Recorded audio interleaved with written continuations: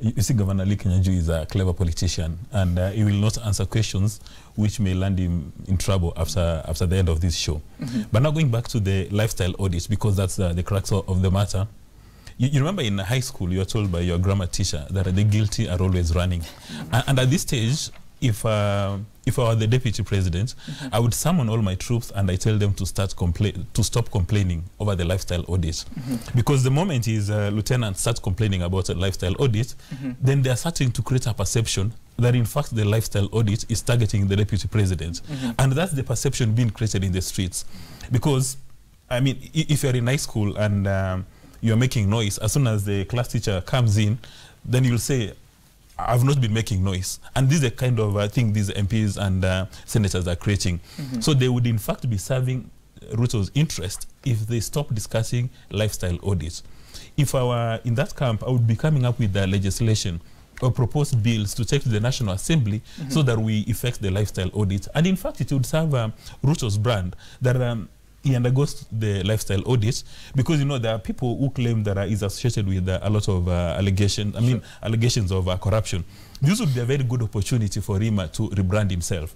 And talking about Jubilee till 2022, we need to understand one fact, that in Kenya we don't have political parties. We have special purpose vehicles created for a particular election. If Jubilee was held by an ideology, like the way we have in the United States, maybe these are Democrats, these are Republicans, that the political party is stronger than the personalities, then Jubilee will hold in our lifetime. But right now, President Kenyatta and his deputy are stronger than the political party. So if Jubilee is going to stay till 2022, it depends on President Kenyatta's thinking and Ruto's thinking. If today, for some reason, Ruto says that I've had this, I'm taking a walk, then Jubilee will collapse right in the middle. He'll go with his URP wing, and President Kenyatta will be stuck with his TNA. And I think for us to make progress as a nation, we should start coalescing around ideas. Because if you ask Lee Kinyanjui right now, why is he in Jubilee? He will not tell you why he's in Jubilee. Or rather, he'll give you an answer which will not be consistent with what Murkomen will give you, or Kidure Kindike, or Sakaja. Because all of them are coalescing around personalities. And that's the tragedy we have in Kenya. I mean, when Kenyans are going to vote, they say that they're voting based on a manifesto. But how many Kenyans have read those manifestos?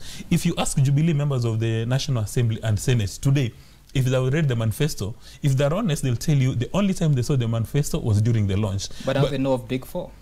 I mean, Big Four has been, the president has been speaking about it. But again, if you go to the details, you ask both NASA and Jubilee whether they know what Big Four is all about, they'll say this is a President Kenyatta aspect. Because how did President Kenyatta get into this decision? It was his own idea. Big Four is not a creation of Jubilee. It's a creation of the president, so it started from the top. And if you don't toe the line, then you'll be kicked out. And that's the tragedy we have in Kenya. And in my view, for us to be able to make progress, let's form political parties based on ideas. Like, for instance, Lee says that it's an ideological difference within Jubilee.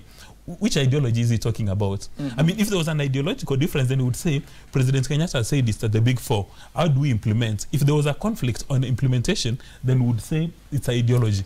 Actually, if we go to Germany today, the chancellor is having issues with a number of his cabinet ministers over the issue of migration. How do we treat people coming to this country? Because, you know, she's about to give instructions, and the minister responsible says, I do not agree with that, and I'm going to resign. For them, the minister responsible is going to resign on principles, on ideology, but not because the chancellor has got a very strong personality, or maybe is been told to undergo a lifestyle audit. But Sam, I think for Jubilee to even remain together, I was telling someone 3 things must happen. And if there is going to be succession, or the kind of succession that they are looking for, to where the Deputy President, William Ruto, will actually inherit the shoes of the current President Uhuru Kenyatta, then 3 things must suffice. One of them is the unity of the party, like Dismas has said. Secondly, is their manifesto that they promised to Kenyans, and the Big Four agenda. And thirdly, and most importantly, is how they fight corruption. If those 3 things take center stage, I can guarantee you it will be this one walking out of office and then this one coming in. Let me tell you something about succession. Jubilee, as we know, and to be honest, it's the only party that has some sort of succession plan. this one we've been told since President Uhuru was in his first term that this is what we are planning to do. And then, and he used to say even sometimes in Kiswahili jokingly and said, after 30 something, then you will mutajipanga, yes. Which means they had an idea of what they wanted to do. It's only a president who is not thinking right, who would want to see his legacy watered down in succession. That means if you are keen enough for your legacy to to outlive you, you need to leave somebody who can take it farther and be able to, you know, like what Kenyatta left and we all talked about Nyayo, all right? If he has to do that, then they must create a very good succession pact. And I thought they had, which is the manifesto and the Big Four. And let me tell you, these Big Four, many people may not know, you know, what they really are. But as we move along the counties, I've seen governors when they were at, in Kakamega for the governors conference, most of them started understanding what it was. And when they went back to their respective counties, they started talking about it. So the Big Four are really a game changer because they were rafted across what was ailing Kenyans most. And if you look, you know, in another jurisdiction, like when Barack Obama came in, he was so concerned about healthcare that he made healthcare his agenda, and hence the Obamacare.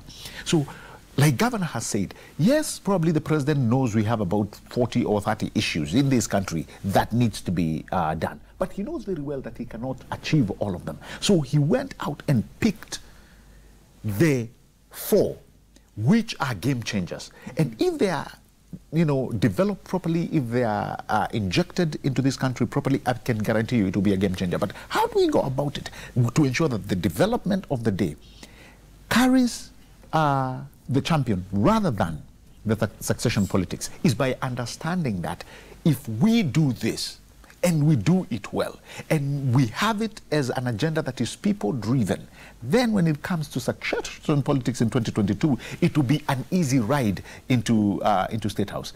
Failure to that, Sam, I can tell you, they are going to have a lot of problems. Because when it comes to campaigning in 2022, first of all, this month, there will be a serious burnout. These people have already burned out. You know, you've been campaigning for the past 4 years. The burnout will be there.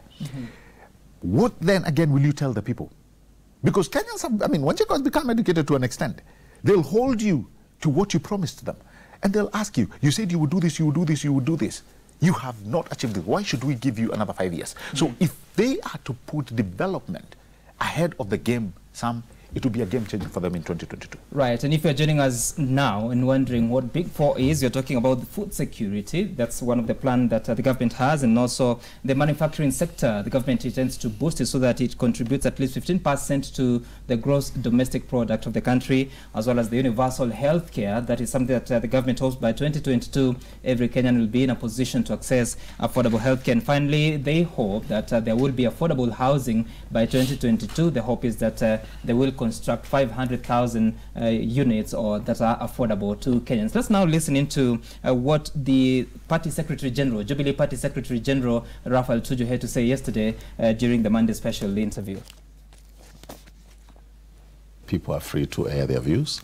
I would be a very worried person if we reached a situation in which when members of the party, members of parliament could not air divergent views. So that's something which is part of our democracy. I may not agree with some of the things that they may have said, but I definitely would defend their right to say the things they're saying within the context of the party. As far as I'm concerned, this is a storm in a teacup.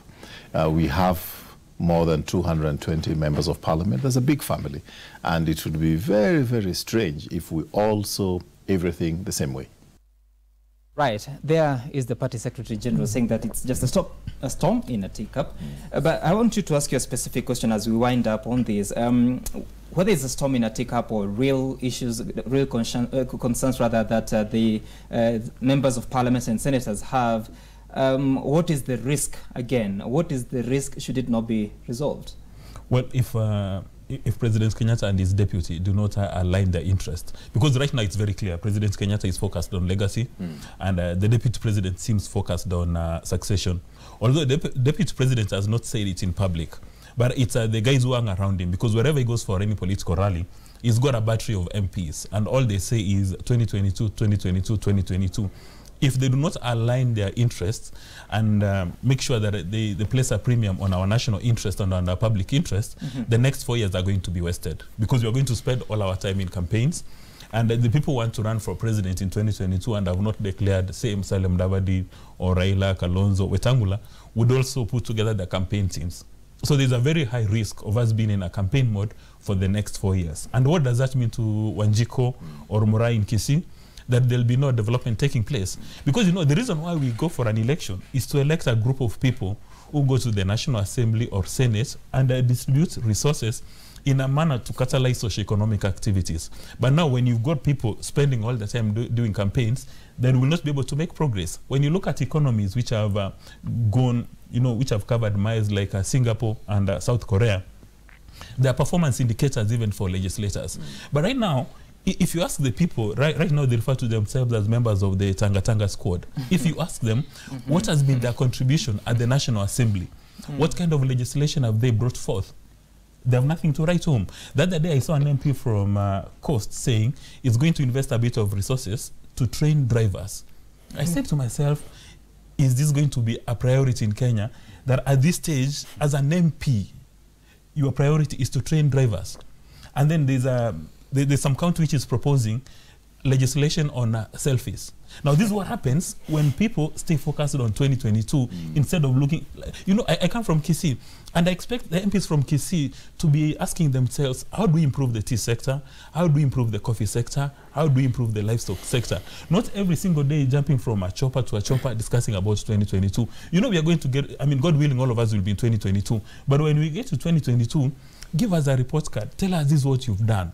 This is what I've achieved for the last 4 years. But if all you have to write home is, you know, selfies on your chopper rides, you know, for me, I don't know about Muthuma, but I don't know whether a selfie can assist me pay rent, for instance, or buy food this morning. I mean, after this, I'm going to look for lunch. But I don't know whether a selfie, I can exchange a selfie at a hotel and then I get lunch. You're clearly not impressed by that suggestion. But Muthuma, some question. With all this happening, is it too early? Are these selfish interests? Are they preoccupied with nothing? You know? Sam, one thing that must come out very clear, and I agree to an extent with what Dismas is saying, one thing that must come out clear, if we do not train and continue to train our sites onto development, everything else that the president has promised, the goodwill that he has on his manifesto, not only the manifesto, but also his legacy, will be watered down by none. Because politicking creates an excitement.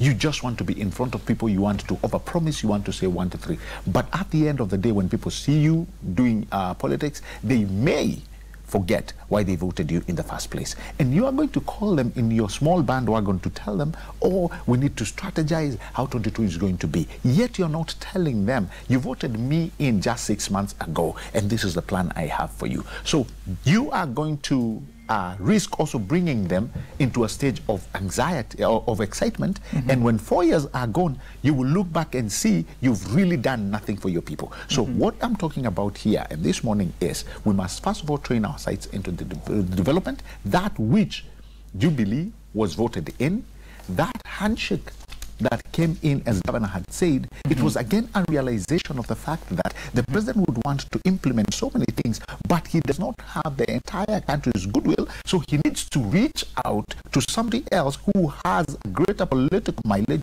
to bring him in and tell him, this is where we want to go. And when Raila brought that idea, you remember even the country itself became armed. So what should we do at this point? I think it's a very good opportunity. It's a time that we've been given to ensure that we make a very serious change in our governance, in our country, and in our development.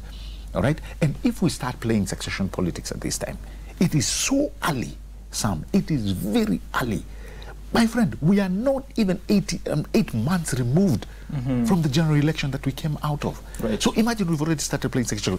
There is excitement and it can be understood. And the very same people who are running helter-skelter talking about 2022 are the same people who are saying we do not want anything at this point to do with the referendum. That's how the referendum debate died. Because they said, no, now ni kufanya kazi. If you meant that, then let's go back na tufanye kazi. But maybe these will also die at some point. You never know. Well, it will depend on those two leading actors, President Kenyatta and his deputy. All right.